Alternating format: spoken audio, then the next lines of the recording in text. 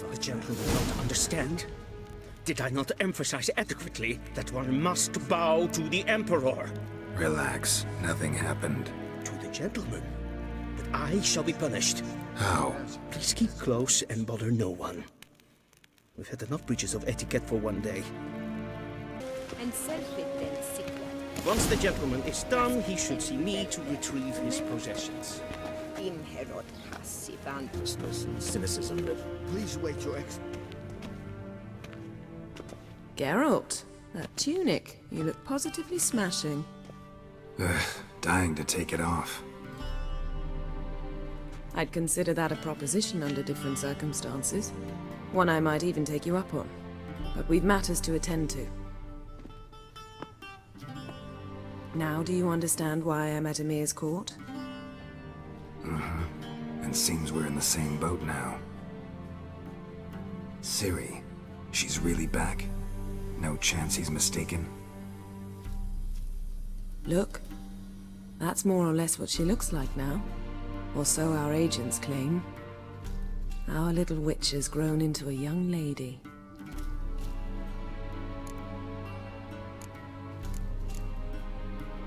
How about that? She's grown up? It's been years since you trained together at Kaer Morhen. A great deal has changed. You haven't. Not a bit. I missed those awkward compliments of yours. But let's focus on Ciri, all right? Right. Emir said the Wild Hunt's after her. I'd find that hard to believe before what happened yesterday. How did they track us down?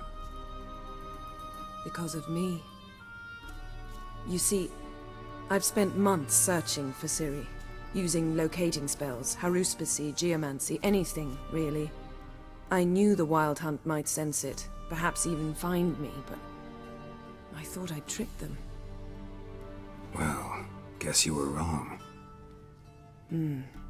I've sensed them on my trail, hunting me, for some time.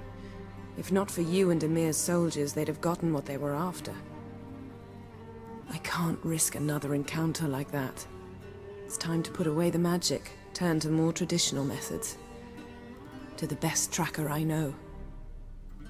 You must find her, Geralt. Before the Wild Hunt does.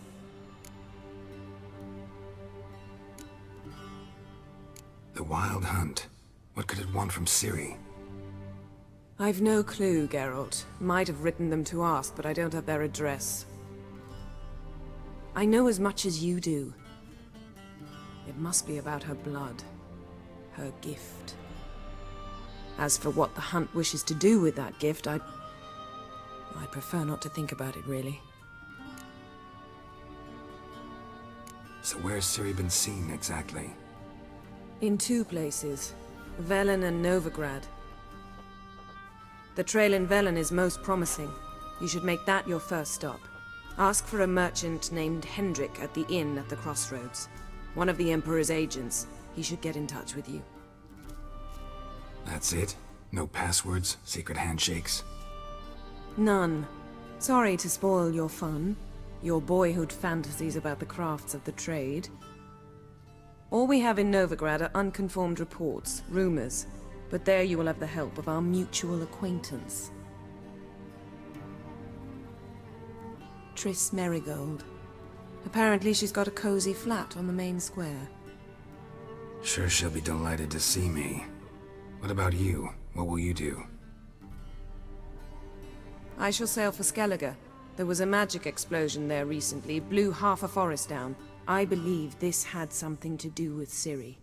I'll be in Caer Trolde. Join me there once you've learned something.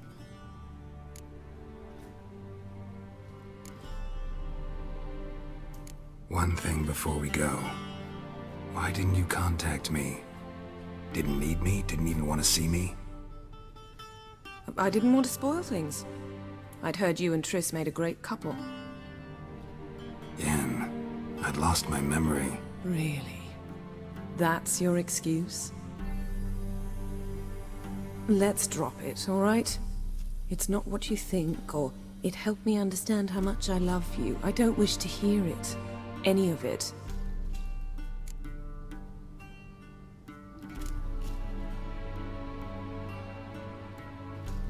Guess this means we need to split up again. Not my preference, but I understand. Clock's ticking. It is indeed.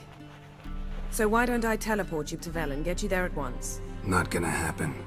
I'll go on horseback, as soon as I can get changed. Have it your way? Oh, and you really look quite dashing in black velvet. Think so? Maybe I can have some of my armor lined with it. Good luck, Yen. Same to you. And if you wish to learn what's happened in the world while you and Vesemir roamed the wilderness, talk to Ambassador Varatra. That's him over there. And Geralt, I know it's wartime, but try not to be a hero, all right? Just check those leads and come back to me, in one piece. I shall be waiting.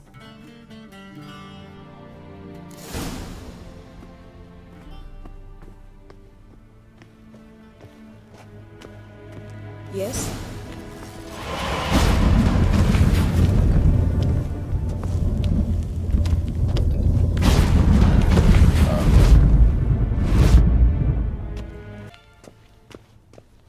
Ambassador Varatra? Yennefer suggested I ask you about current events, the war and so on. Of course. The Emperor's servants should keep no secrets from each other. If you will, let us approach the map.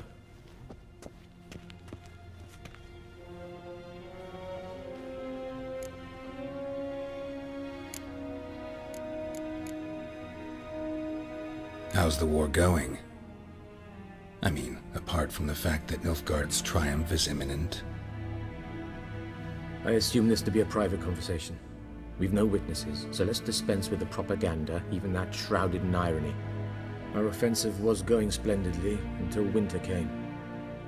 Edirn was in such disarray that we encountered no resistance. We had reached the Pontar before the first snows. Only a weakened Kedwen remained, and Radovid's Redania, which had ignored the rest of the North's pleas for help. We thought they'd sue for peace, perhaps even submit to vassalization. We waited for spring, certain of victory. Radovid? Submit? Yes, a vain hope, I agree. Radovid sent no peace envoys, nor did he advance on our positions.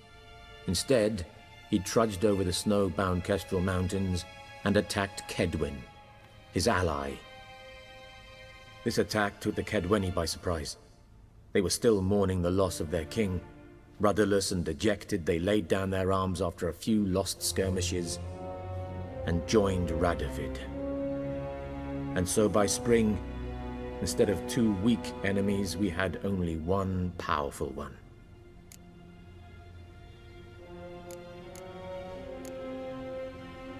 What about Kavir? Kavir values its neutrality, enough not to lend its armies, or more importantly, even its coin to either side. Returning to the war, this spring there was a massive battle in the marshes of Velen. Massive, yet indecisive. Both sides suffered enormous losses, unprecedented even. Radovid has retreated across the Pontar. He's safe for now, until reinforcements arrive from the south. Then Emperor Emir Var Emrys will deal with him once and for all. Couldn't you just go home? Save everyone a lot of marching, not to mention a few human lives. I'm afraid the stakes are too high to fold now. We can only go all in.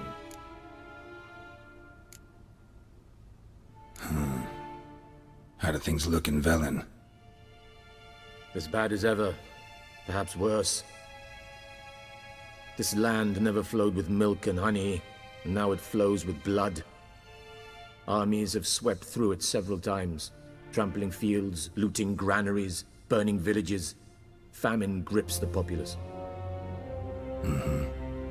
So how's ruling that earthly paradise going for you? Not well, to be honest. Our forces are spread thin as it is, and Velen is chiefly swampy forests that are difficult to control. We've had several patrols never return to their camps. Thus, We've temporarily delegated authority in this region to a certain Nordling, a former low-ranking officer in the Temerian army, one Philip Strenger, better known by his nom de guerre, the Bloody Baron. I advise you well. Avoid him.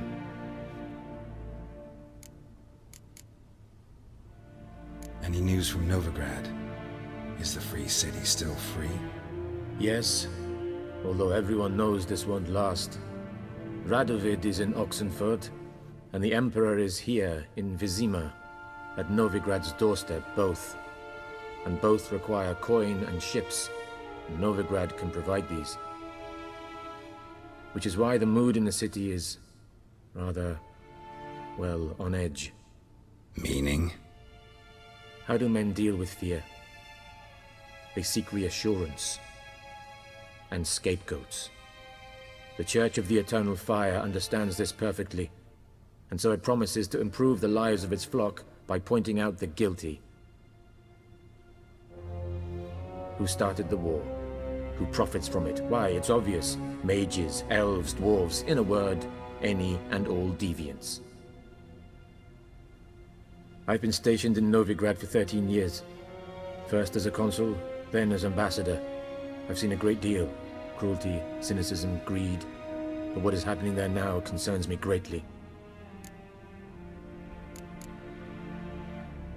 What's new in Skellige? Nothing. The islanders pride themselves on that, don't they? Doing everything according to tradition, as their forefathers did. And like their forefathers, they quarrel with each other, pillage, occasionally attack our transports. This is cumbersome, but nothing more. Skellige has always been a footnote to history, and so it shall remain. Sound awfully confident. What if King Bran manages to unite the Jarls? Lead all the clans against your fleet? King Bran is a feeble old man. From what I know, he barely remembers the names of his own vassals. Uniting all might prove difficult.